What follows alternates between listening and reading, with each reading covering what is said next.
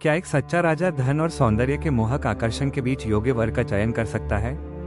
राजा विक्रम को ऐसी ही दुविधा का सामना करना पड़ा जब एक रहस्यमय स्वयंवर के दौरान धूर्तात्मा बेताल ने उनसे एक चुनौतीपूर्ण प्रश्न पूछा।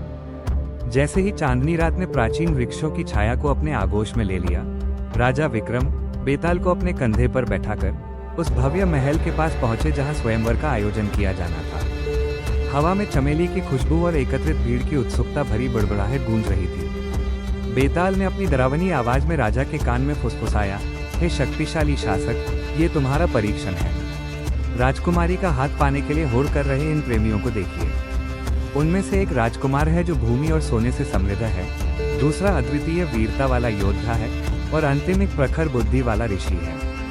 हे राजन, राजकुमारी का हाथ किसको मिलना चाहिए? महल का प्रांगण वैभव का एक तमाशा था। राजकुमार अपनी संपत्ति और राज्य की विशालता का बखान जोर जोर से कर रहा था।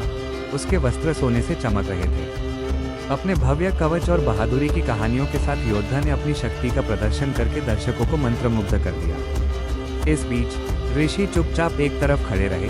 उनका व्यवहार शांत था, उनकी आंखों में गहरा अव्यक्त ज्ञान झलक रहा था। जब राजा विक्रम बेताल के प्रश्न पर विचार कर रहे थे तो उन्होंने प्रत्येक वर के साथ राजकुमारी की बातचीत पर ध्यान दिया। राजकुमार ने उसे धन और विलासिता के वादे किए तथा योद्धा ने साहसिक कारनामों और गौरव की कहानियां सुनाई। फिर भी ये ऋषि ही थे जिन्होंने केवल विचारशील शब्द साझा किए और उसके सपनों और आकांक्षाओं को ध्यान से सुना। राजा का हृदय इस बात पर उलझन में था कि कौन सा विकल्प सही है। धन और शक्ति आकर्षक थे और वीरता का रोमांच निर्विवाद था, लेकिन जब उसने राजकुमारी के शब्दों के प्रति ऋषि के मन में वास्तविक सम्मान देखा तो उसे एक एहसास हुआ। बेताल की ओर मुड़कर विक्रम बोले, सच्चा मूल्य केवल धन या बहादुरी से नहीं मापा जाता, बल्कि किसी की समझ की गहराई और दूसरे की आत्मा के प्रति सम्मान से मापा जाता है। वो ऋषि जो राजकुमारी को उसकी उपाधि के लिए नहीं बल्कि उसकी भावना के लिए महत्व देता है, सबसे योग्य है। बेताल हंसा, उसकी आवाज अंधेरे में गूंजती हुई प्रतीत हुई। ठीक कहा, हे बुद्धिमान राजा। लेकिन याद रखें, सभी लोग आपकी योग्यता की धारणा से सहमत नहीं होंगे।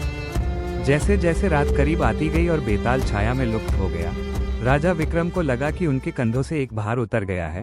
फिर भी उनका दिल इस ज्ञान से भारी था कि उनका निर्णय असंतोष को जन्म दे सकता है। लेकिन ये तो केवल शुरुआत है। अगले एपिसोड सम्राट की निंदा में हम राजा विक्रम के निर्णय के परिणामों और उनके निर्णय से नाराज लोगों के क्रोध को देखेंगे। उस राजा का क्या भाग्य होगा जो परंपरा का उल्लंघन करने का साहस करेगा? इस घटित नाटक को उजागर करने के लिए हमारे साथ जुड़ें।